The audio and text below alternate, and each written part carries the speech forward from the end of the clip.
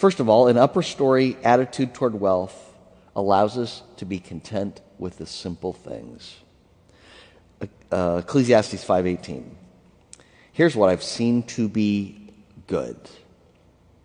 It's appropriate to eat and drink and experience good in all the labor one does under the sun during the few days of his life. God has given him because that's his reward. Maybe you want to underline, eat, drink, experience good in labor. God has given simple things. See, you don't have to be the richest person in the world to have the richest life if you can just enjoy the basics.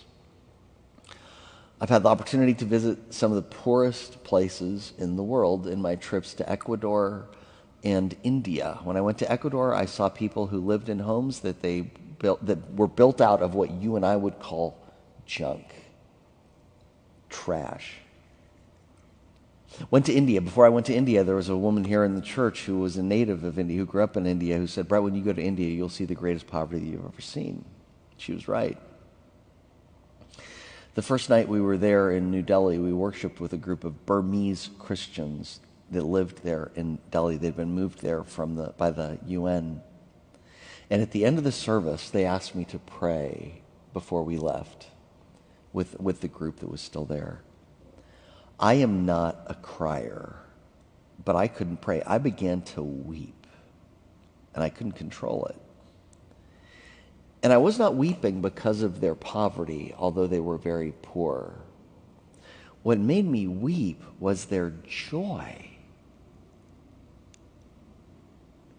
I mean, these were the poorest people probably I'd ever met, and yet they were so joyful, so filled with love. Their kids were so joyful, so glad to sing a song for us in English, English, probably words they didn't even understand.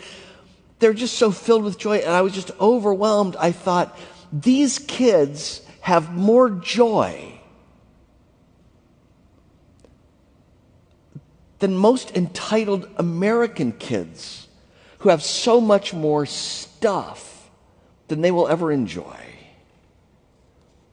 This is what the writer says when he says, you're rich if you can just eat and drink and enjoy your labor, the simple things. True wealth is not determined by how much you have, but how content you can be with what you have.